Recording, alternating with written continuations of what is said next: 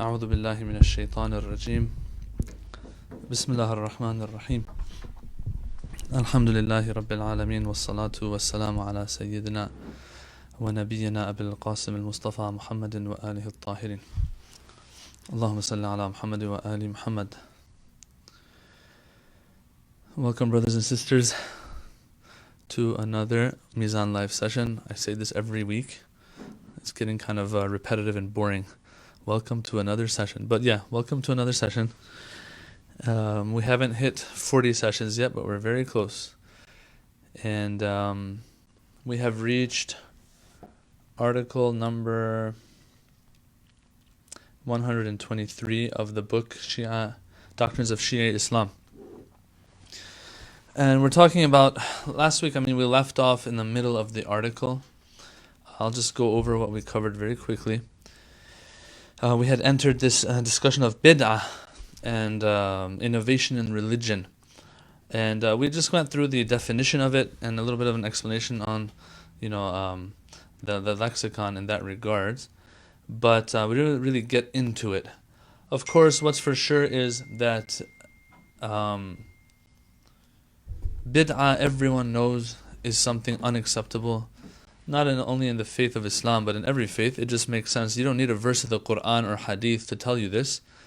This is something very obvious, that when there's a God, and He has a prophet, and He has a religion and a book, yes, there's no room for others to want to implement their opinion and exert their will on this faith and add something to it that God hasn't added to it. It's very obvious this is something wrong and reproachable.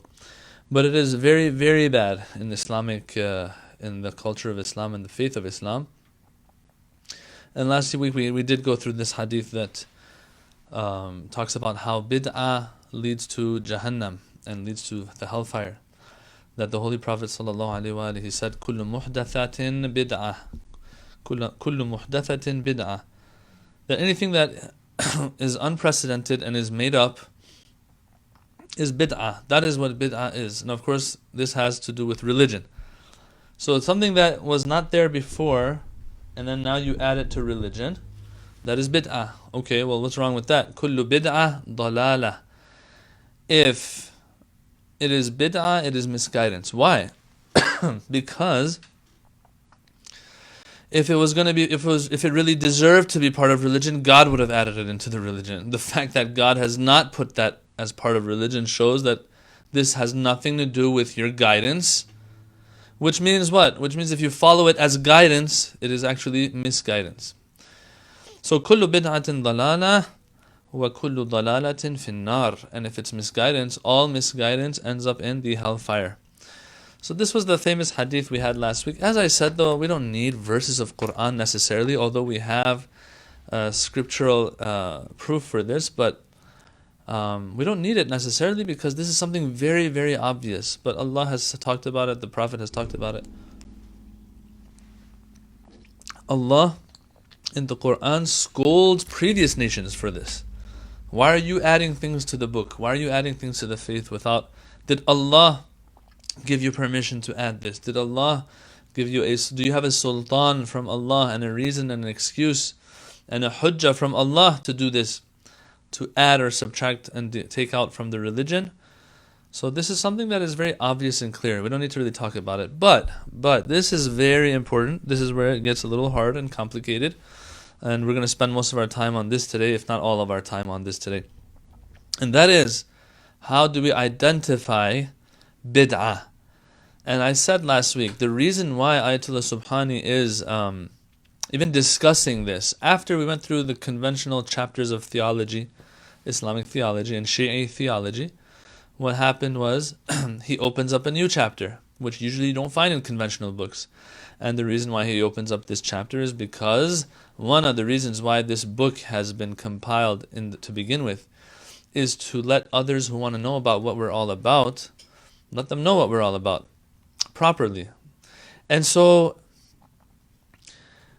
some of those things that are out there that misrepresent us have to also be addressed. One of them is this idea and notion of bid'ah, that the Shia commit bid'ah. Well, let's see how we can identify bid'ah. So we went through the description of it and definition. We went through how bad and evil it is. That is something everyone agrees on. But how do we identify bid'ah? Anything new that you're adding to the religion. Okay, let's see how that works. We're going to have to do a lot of reading today regarding this topic. It says, to grasp properly the true nature of bid'ah, the following 2 points should be kept in mind. Firstly, bid'ah is a type of willful interference with religion, effected by means of adding something to the Sharia or removing something from it. Therefore, if a given innovation has nothing to do with religion, but is rather derived from traditional custom or convention, it will not necessarily be a bid'ah. Its legality will depend upon whether the innovation in question is permitted or prohibited by the Sharia. Give me an example. What do you mean? So the first condition, he says, is that it has to be regarding religion. Alright? If it's not, so for example, I want to hold birthday party for my son. Can someone say, whoa, wait a minute, show me one place where the Holy Prophet held a birthday party for someone? You're like, what does this have to do with the Holy Prophet? If it had to do with religion and religiosity, then I would see if the Prophet has done it or not. But I'm not saying this is part of religion, I just want to hold a birthday party. So the real question you have to ask is not, let me see if the Prophet did it or not. The real question that has to be asked is, let's see if the Prophet has said anything against holding a birthday party for your kid. For example, this is just an example. This question should be asked. Okay. So the example here gives here, is it haram or not to have a birthday party? So it's not a question of bid'ah or not, because it has nothing to do with religion. No one's saying, I'm holding a birthday party for my son because it is mustahab. God said so. The Quran said so. No, nothing like that. The only reason I want to do it is because it's something that makes him happy. Can I buy my son a gift? No one's going to say it's a bid'ah. Can I buy him musical instruments? Oh, well, let's see. Did the Prophet say it's halal or not to have musical instruments? So it's a matter of sharia and halal and haram, not a matter of bid'ah. I want us to understand this. Can I take my child out for, lobster? Well, let's see if Islam says anything against lobster, for example. Well, I do know that there are some maraja who say it's okay. There are others who say it's not okay. But this is just an example here that I'm giving you. That it has nothing to do with religion. I want to go eat. Come on, man. What does it have to do with anything? Bid'ah is not applicable here. The example he gives here in the book, he says, for example, in respect of housing, clothing, and such matters, people are constantly resorting to innovations. Yes? Especially in our times, witness the radical transformations in the ways of life, or the new forms of recreation and leisure activities. It is clear that all of this constitutes bid'ah in the literal sense of innovation, something new that wasn't happening before. I want to play Fruit Ninja on my phone, although that's like pretty old now, but whatever. Oh, that's innovation. Yeah, it's innovation in its literal sense. But who says it's innovation and bid'ah from that perspective? But has no necessary relation with the bid'ah in the sharia sense, he says. So the first condition is very clear. It has to have something to do with religion. If it has nothing to do with religion, I'm not attributing it to religion. I'm not saying this is something religion wants from us.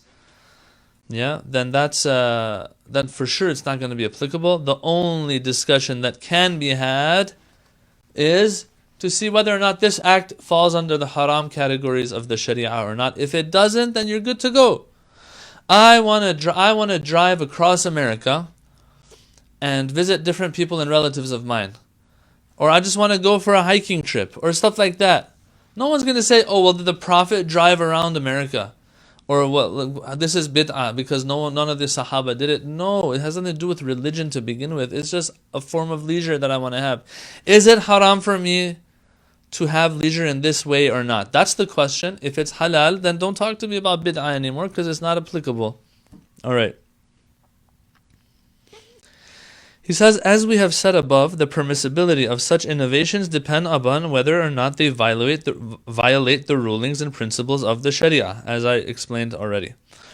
For example, so now he wants to give an example of where something's not bid'ah, and it is something new, maybe unprecedented, but it's not allowed either, not because it's bid'ah, but because it falls into the haram category. For example, he says, the intermingling of improperly dressed men and women at gatherings in public places where they're non-mahram to each other.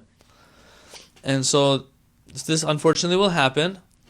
And sometimes even religious people will say 1 night is not 1,000 nights, so God will forgive us, blah, blah, blah. And so they will, on 1 night, maybe attend a gathering or host a gathering that from a Shari'i perspective is not allowed. It's haram. He says, it'll be haram, but it is not a bid'ah for those participating in such gatherings. For those participating in such gatherings do not maintain that what they are doing is religiously permitted, something for which Islam gives its support. Indeed, it is often quite the opposite. So, like, usually people, they know what they're doing is wrong, what they're doing goes against Islamic teachings, but they'll be like, you know what? It's 1 night. It's not 1,000 nights. God will forgive us, and so on. All right.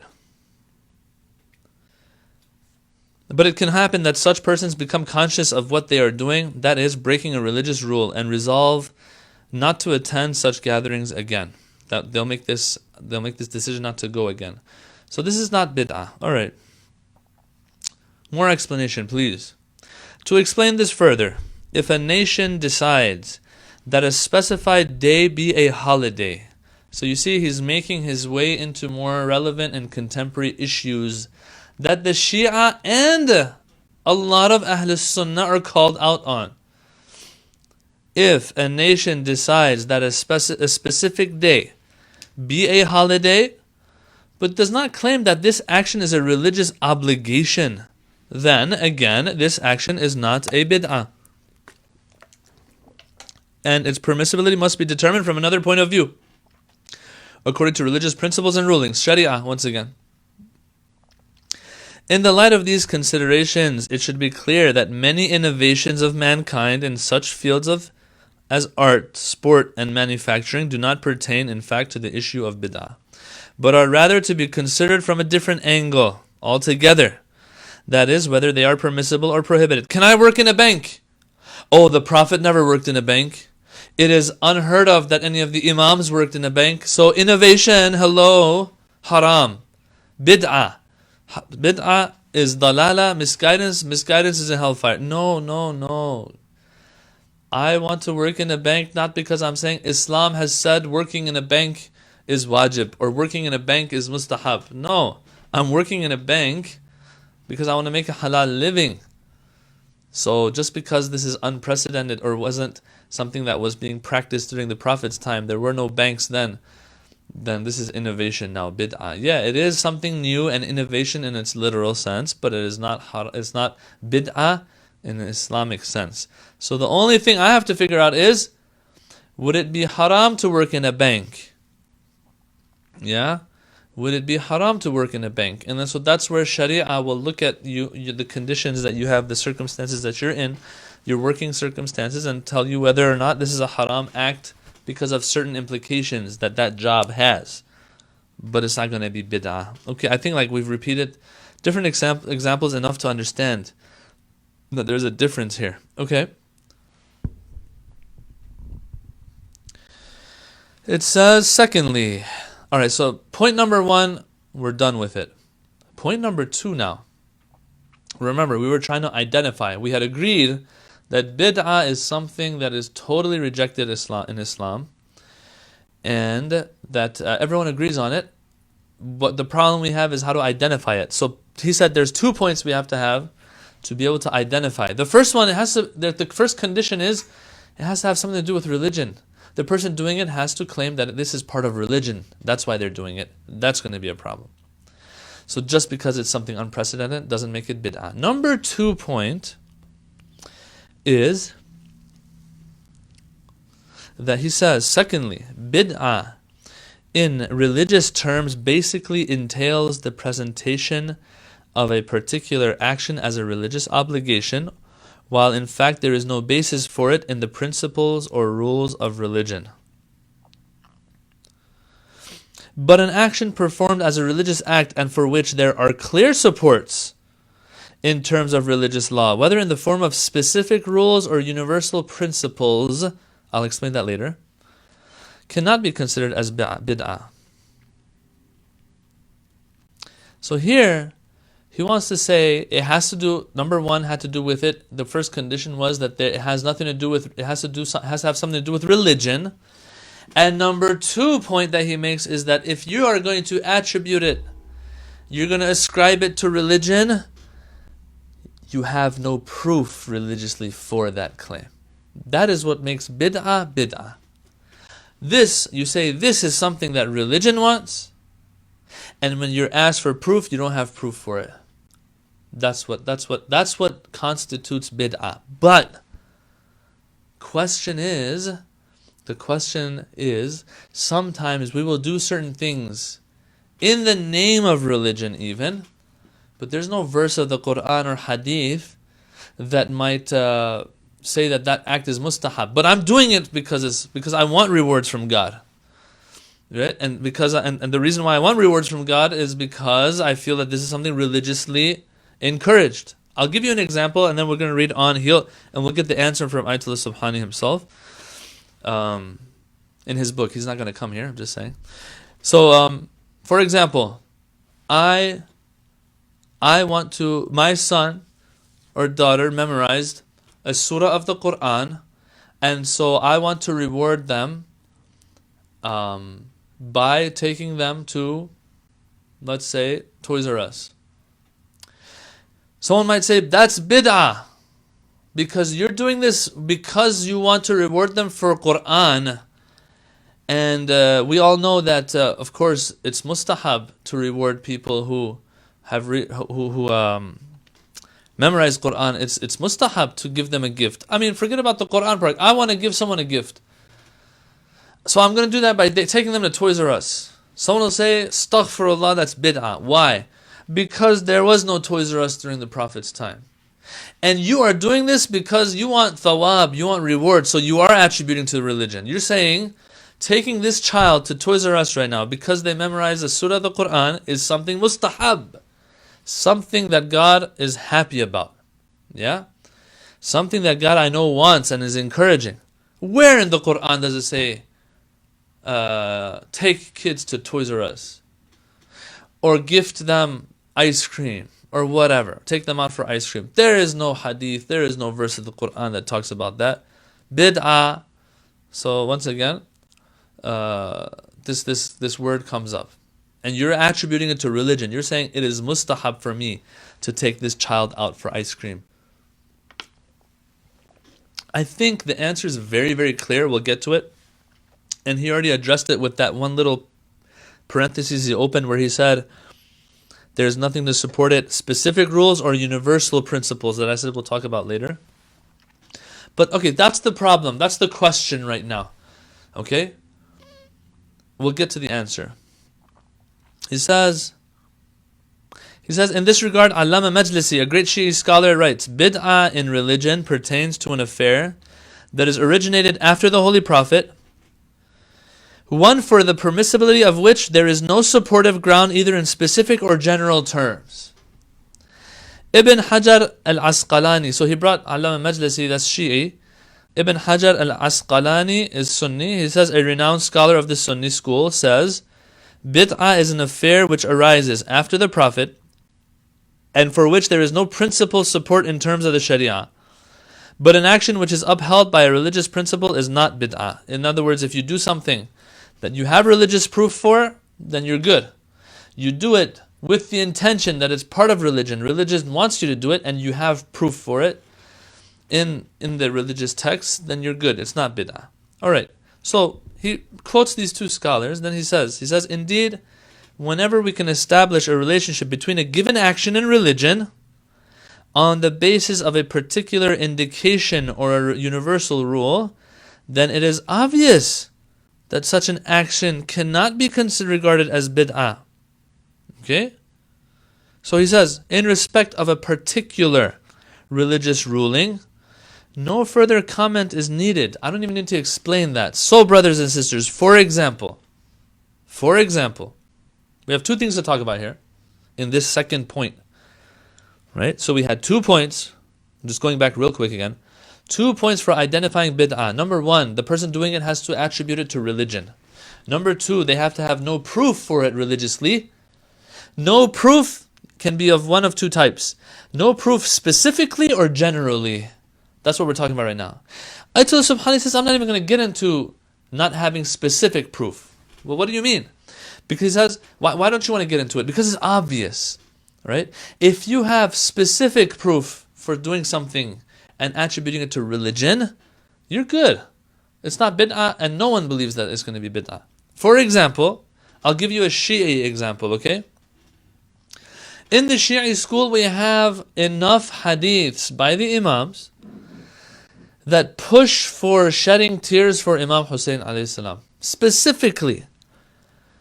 So 1400 years later, after the Holy Prophet and the Imams, 14 or 1200 years after the Imams, let's say, if someone is sitting in a majlis and is shedding tears for Imam Hussein alayhi salam, if someone tells them, hey, this is something new, this is something you're doing, where did you get this from? Why are you doing it? He can say, I'm doing it because Islam wants me to, and I'm doing it because I have proof for it. I have proof for it. What's your proof? The hadiths that say, shed tears for Abu Abdullah. The hadith that say, shedding tears for Imam Hussein alayhi salam will entail this reward and that reward. So this person is doing something that cannot be labeled as bid'ah anymore because he is attributing it to religion, true, but he has specific proof for what he's doing. And no one has a problem here. For example, let's make it more, let's use an example that's not specific to the Shia school. For example, a person wants to stay awake till morning and till Fajr on the nights of Qadr in the month of Ramadan. And so someone comes up to them and says, why are you doing this? I'm doing this because I want those extra rewards God has talked about, the Imam, the Holy Prophet has spoken about in the Hadith. That person's like, well, do you have proof for this? He says, here you go. The Holy Prophet said X, Y, and Z. The Imam said X, Y, and Z. The Holy Prophet said whoever stays awake on the night of Qadr gets such and so rewards. Alright, having this proof, specific proof, for this specific action, by its name, staying awake on the night of Qadr.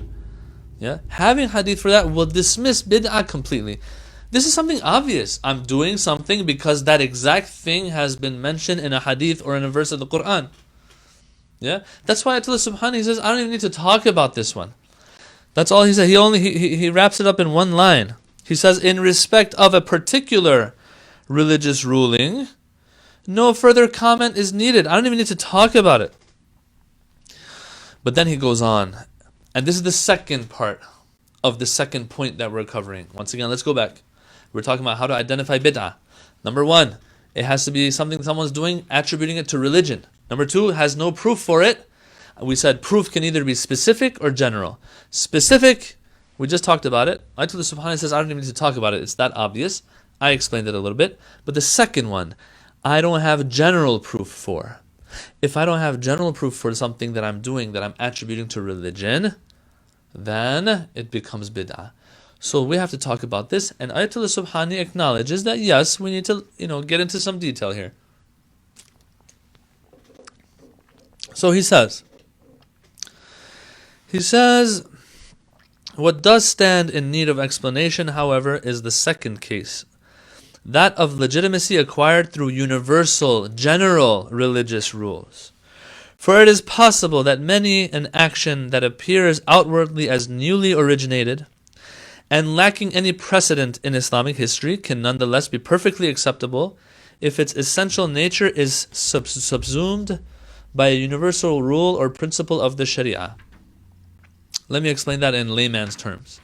He says sometimes there will be a practice, there will be a ritual, that you cannot find it anywhere in Islamic texts specifically by name, but since in nature and in essence this act, this practice, this ritual falls under a certain general category that Islam has encouraged, then it's not going to be bid'ah anymore.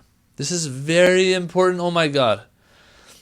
As easy a concept this is to grasp that I just explained, or Ayatollah Subhani just explained, yet when it comes to actually identifying it, people apparently are in error, because we see Muslims calling out other Muslims, Muslims labeling others as disbelievers all of a sudden, because they're doing something that is not specifically mentioned in the Quran or Hadith, but has been mentioned in a general sense, falls under a general category of things that has been mentioned in our Hadith or in the Quran. He'll give enough examples, brothers and sisters. He'll give enough examples for us to really get what he's trying to say here. So let's go on and see how this goes. He says, for example, universal conscription. When you're having people join the army and drafting people into the army, is a practice that has become current in many countries. The policy of calling upon the youth to serve in the army beneath the banner of their country as part of their religious duty, despite being a recently originated practice, cannot be regarded as bid'ah. As some of you probably know, during the Prophet's time, there were no armies in that sense, like an organized army that has to do with the state and is state-sponsored. As a matter of fact, the Quran talks about this, and how wars were fought back then is pretty cute. Because back then, it was like, whoever has whatever they have, hey, there's a battle about to ensue. Whoever can come and has the means to fight in the way of Allah, come and fight in the way of Allah. And there were some people who didn't have what it took. They were either too old to go fight, or they didn't have an animal, a horse, camel, donkey that they could ride to go fight. And so they were left behind. Although they wanted to go and protect the Prophet, but they couldn't go. Back then, battles weren't like today, where you have armies, people are paid? Are you kidding me? Later on, maybe during the Khilafah of Bani Umayyah or Bani Abbas, you might have had such a thing. Maybe, I haven't looked into it. But definitely during the Prophet's time, there was no concept of armies. So question, if Jordan, Saudi Arabia, Lebanon, Syria, Iraq, Iran, wherever, Pakistan, they have armies, is this bid'ah now? Yeah? I'm going to share this verse with you, actually, that shows that in the past, people just sometimes didn't have the tools to go and fight alongside the Prophet, and they were left behind, and they were upset, and they were crying.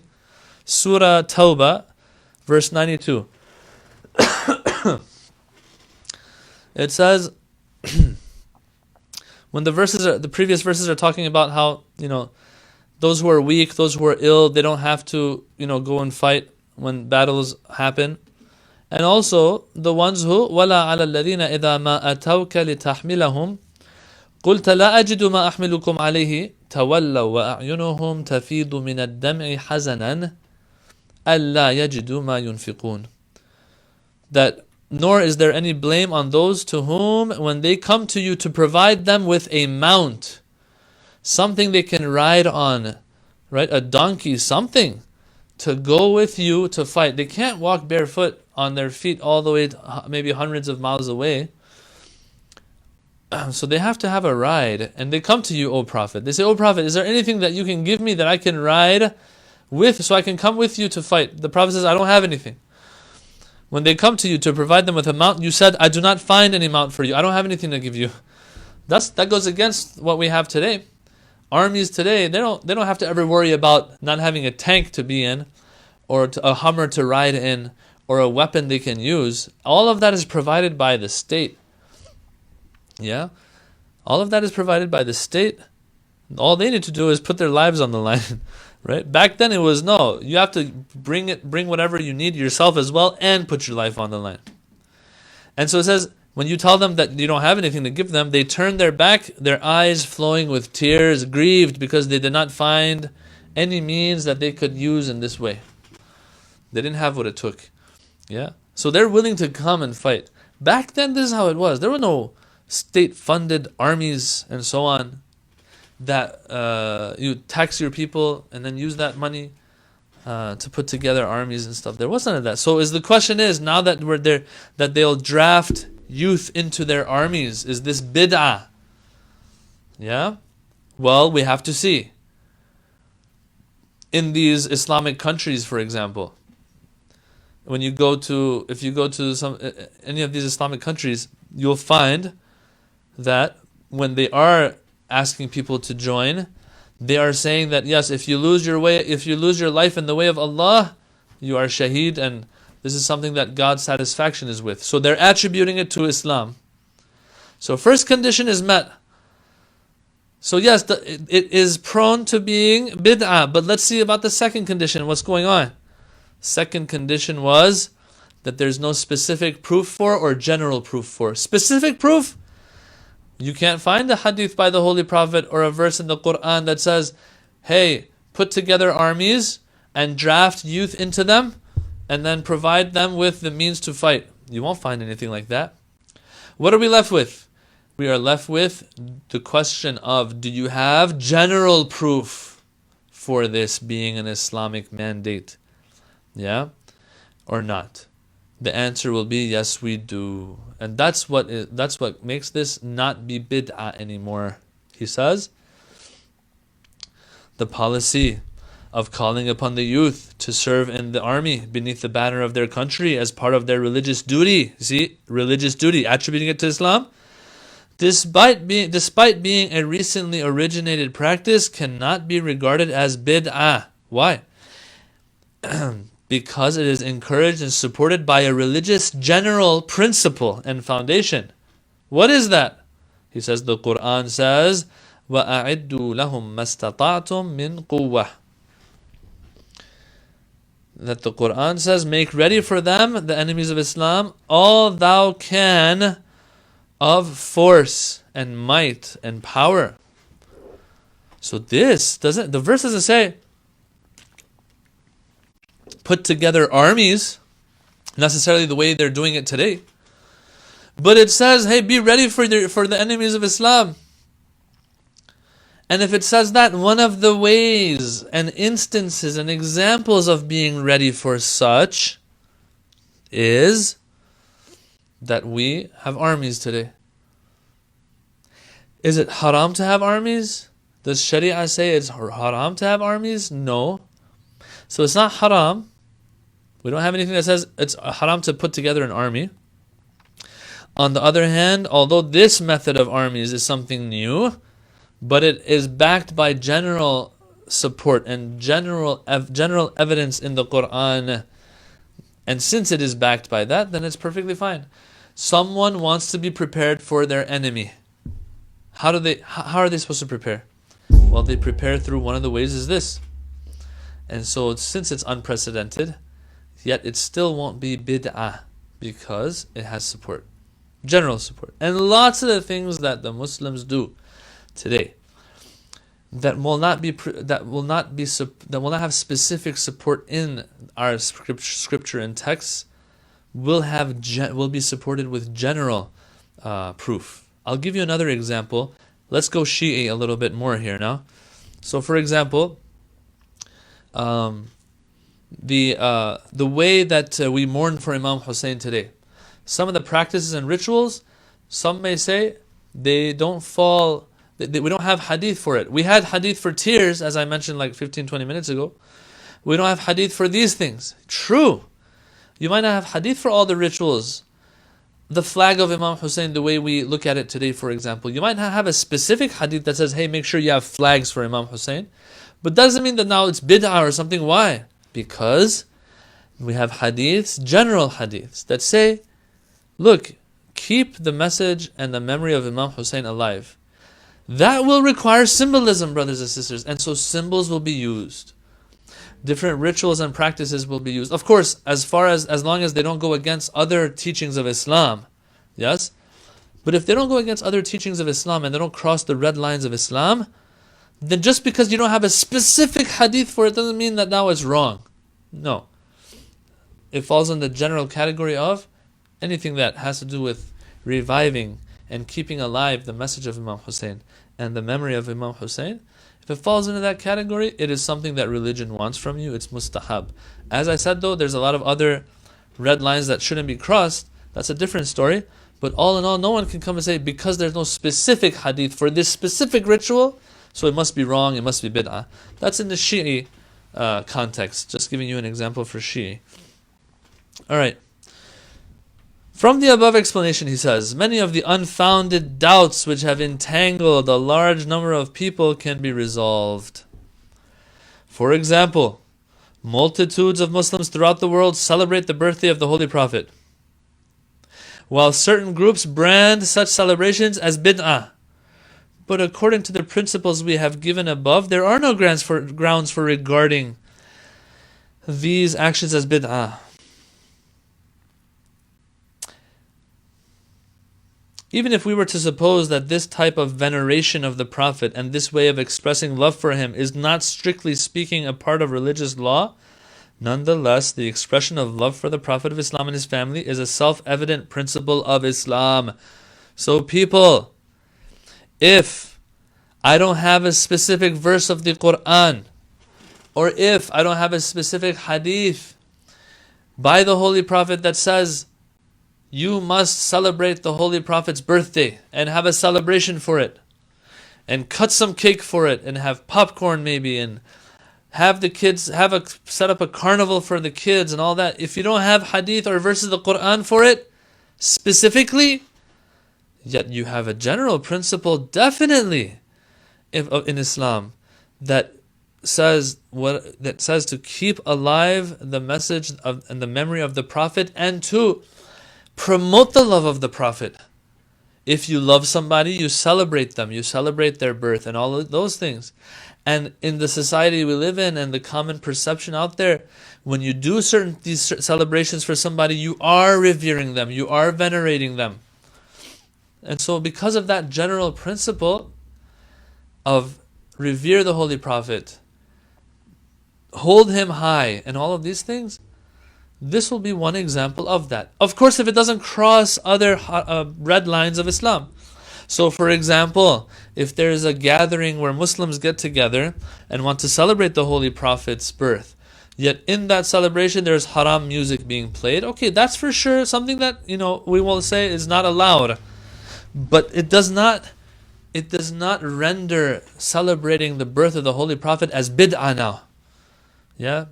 That's something that haram happening, that has to stop. But the whole concept of the birth of the Holy Prophet and celebrating it is not going to become bid'ah now as a result. So, as long as nothing haram is happening, no red lines are being crossed, and you have general proof that this is something Islam promotes, love of the Holy Prophet is promoted in Islam, we are sure of that, and this is one way that we promote the love of the Prophet, then there's nothing wrong with it. How can we call it bid'ah? Brothers and sisters, and this is something that not just the Shia struggle with, the Sunnah, lots of them also celebrate the Holy Prophet's birthday. But then there are some Muslims, because there's no specific evidence, as if they'll say, no, because it hasn't specifically been mentioned, then I have a problem with that. I gave an example last week. You go in Mecca, we go for Hajj and Umrah,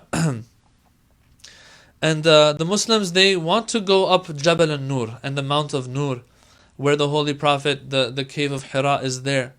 And they want to go and pray 2 rak'ah of salah where the Holy Prophet prayed. Alright, they're doing this because religiously they feel that this is something good. They are praying in a holy site. Okay? The Prophet has been here. None of them are saying it is mustahab to pray in the cave of Hira, because we don't have a hadith for that necessarily. But this religious experience and putting ourselves in holy places and praying there and remembering God there, remembering the Holy Prophet there, of course is something that's going to be good. And so this is one of the examples of it. the cave in which the Prophet received revelation for the first time, and would reflect in there, and would pray in there. I want to pray in there too. I get a good spiritual uplifting when I do it there. I'm not saying this is something that is specifically mustahab, but it does fall into that greater category of things, and more general category of things. And so what's wrong with that? I want to go up there. I see this as one of the signs of God that we are ordered to go and look at and ponder over. When I sit where the Holy Prophet sat, it reminds me more of everything the Prophet went through. Yes? It gives me motivation to be a better Muslim. No. This is bid'ah, don't do it. Come on. And as I said last week, when you want to go and you make your way up that mount of Nur, Jabal al-Nur, you want to make your way up there, at the bottom you'll see signs. And they've painted this on the walls that the Sahaba would never do such a thing. So, I don't know if they actually say so it's bid'ah, but they're indirectly or directly saying this is bid'ah. The answer is that no, we're not doing it because this is something we claim specifically Islam has said is mustahab. What we're saying is, when I go up this mount and I go and sit in where the Prophet used to sit, I am motivated to be a better Muslim. Putting myself in holy sites, doing anything it takes to give me more religiosity is something that's encouraged in Islam. Hanging out with good friends. Why do we do that? Because we want to be surrounded by a good environment, Islamic environment. Why? So that we can be better Muslims. All of these things we do are so that we can be better Muslims. This is also one of them. Yes. And so he says it's not going to be bid'ah as a result. These are all examples, brothers and sisters. So going back to the celebration of the Holy Prophet, Prophet's birthday. He says, nonetheless, the expression of love for the Prophet of Islam and his family is a self-evident principle of Islam. A universal principle of which these kinds of celebrations and religious gatherings are specific manifestations of. The Holy Prophet said, none of you is a believer until I am more beloved unto him than his wealth, his family, and all of mankind. So we celebrate the birthday of our children, not celebrate the birthday of our Holy Prophet.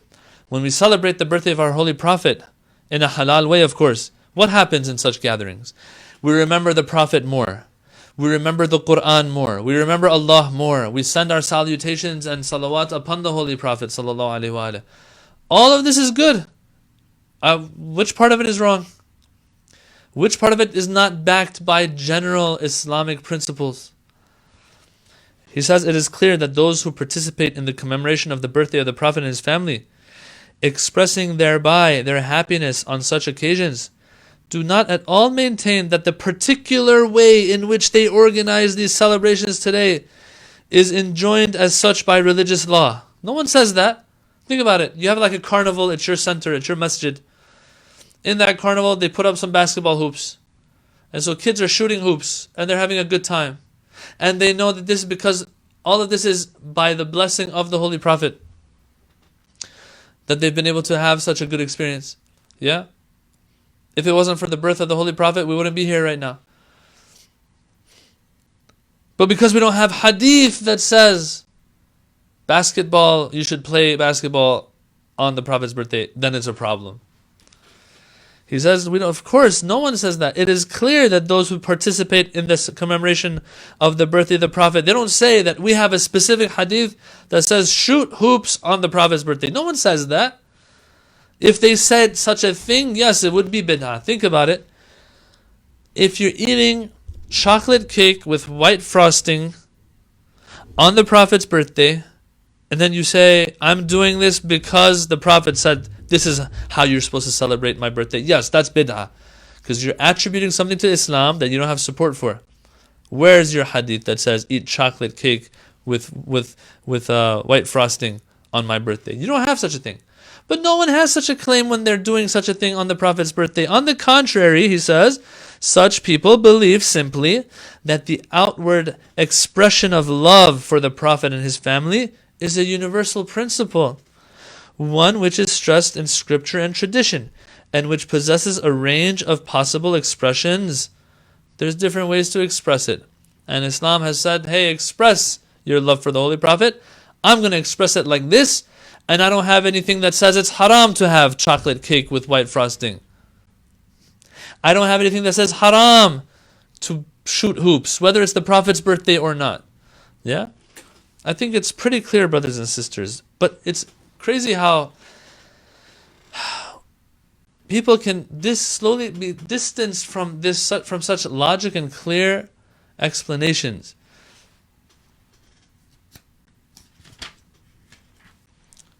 This principle can be expressed in various ways, he says, in both the individual and collective life of the Muslims.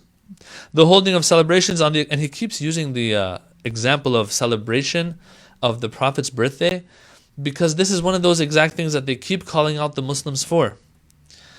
The holding of celebrations on the occasion of the birthday of the Prophet and members of his family is but a means of recalling the divine descent of mercy and blessings upon these days.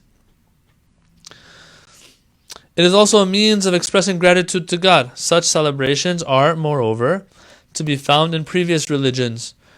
It's not just Islam. According to the Quran, Jesus ﷺ requested of God that he caused to descend a heavenly table of food, a ma'idah, for him and his companions, so that the day of this descent might be for him and his followers a commemorative feast among future generations as well. So what is the verse? It's the famous verse in Surah Ma'idah. قال عيسى ابن مريم اللهم ربنا أنزل علينا مائدة من السماء تكون لنا عيدا لأولنا وآخرنا وآية منك. So this idea of commemorative feasts and Eid and the Prophet asking Allah for it, Prophet Jesus, Prophet Isa, is something that shows that, okay, it's not just in Islam either that Muslims want to do it. It's just there you have this idea of commemoration, symbolism, remembrance through gathering together and all of that as well. And those general principles are what allow us to do certain things like this.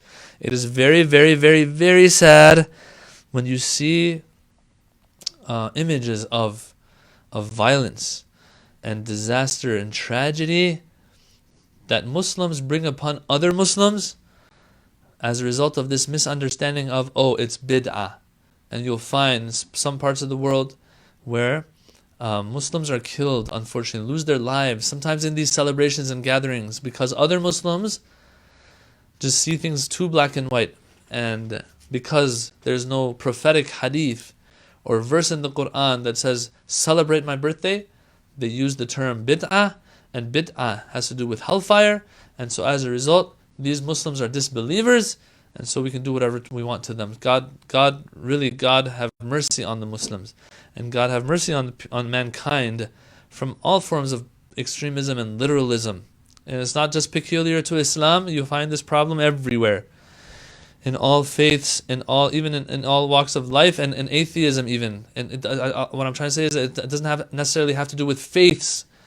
Even on the other side, those who are anti-faith will sometimes struggle with this issue, and it is upon the scholars of those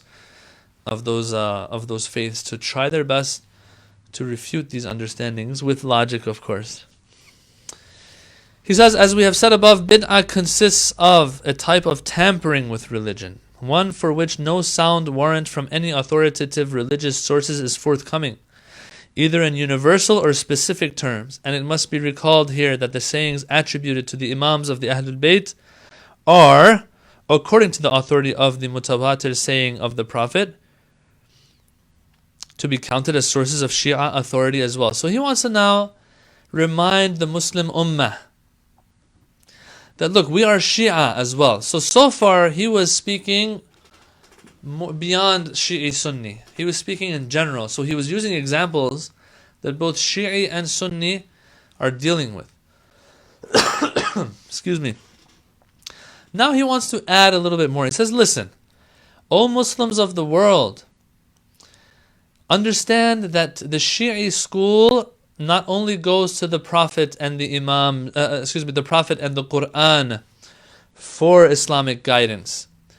It also sees the Ahlul Bayt or the Imams of Ahlul Bayt as also sources of religion. that they can get religious teachings from. And so sometimes the Shi'i school will do something that might not be deeply rooted. You might not find something in the Quran or the hadiths of the Prophet for it, but you will find a lot of support for it in hadiths by the Imams. And so that should also not be seen as bid'ah, because they are doing it based on those teachings. The same way in the Sunni school of thought, they will, when it comes to fiqh and Islamic law, they will follow one of those four main madhabs: the Shafi'i, Hanbali, Maliki, and Hanafi. But no one calls that bid'ah either, because not everything that those four schools say will be found in the hadiths of the Prophet. Maybe there will be ijtihad that happens there, but no one calls that bid'ah. Same thing with us, same thing with the Shi'i school. There might be things that they will have hadith for by the Imams of Ahlul Bayt. He wants to make sure that people understand that shouldn't be labeled as bid'ah either. He says that because the Imams are also one of the two thaqalain in the widely accepted hadith of thaqalain, that the Prophet said, I'm leaving two things behind that you should go to: the Quran and my Ahlul Bayt. Anyway, that's a long story itself. It's a different discussion I don't want to get into. We've already talked about this before as well. Whenever these noble and impeccable personages explicitly permit or prohibit something, those who follow their guidance are doing nothing other than following the guidance of religion. So if an imam, one of the 12 imams that we believe in, says something and we go by it, it shouldn't be labeled as bid'ah. Thus, there can be no question of appending the title of bid'ah in such contexts.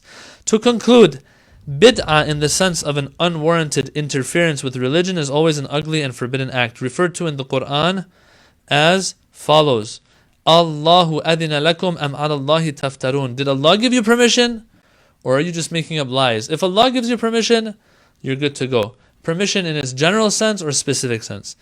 Through the Prophet or through the Quran. Through the Imams or through the Quran. Whatever it is, if He's not given you permission, then it's a lie. Other than that, it's not a lie, it's not a bid'ah. When bid'ah is understood in this sense, its subdivision into categories such as bad and good, forbidden and permitted, has no real meaning. Bid'ah is bid'ah. There is no good bid'ah. But if you refer to bid'ah, if you use bid'ah as just something that's new, not necessarily will it be a bad thing. Not necessarily will it be something that is forbidden in Islam. And we have to see whether religious law forbids that thing or not. Alright, so that is the chapter on bid'ah. He ends here, and we will also end here. And as we move on to Article 124, inshallah, next week, I think we do have a session next week. Next week, he's going to start with something else that the Shia are known for and sometimes called out on, and that he feels he needs to explain and make clear. And that is the concept of taqiyya. And he will talk about taqiyya. We have 2 articles on that. Taqiyya, the equivalent that's used for it is dissimulation. But we'll talk about that, inshallah, next week. How it is rooted in the Quran, how it is rooted in our hadith, and more than that even, how it's rooted in common sense. It's not something you might necessarily need Quran and hadith for. That's how clear it is. But we'll get into the details of that, inshallah, next week. Till then, keep us in your du'as. Wassalamu alaikum wa rahmatullahi wa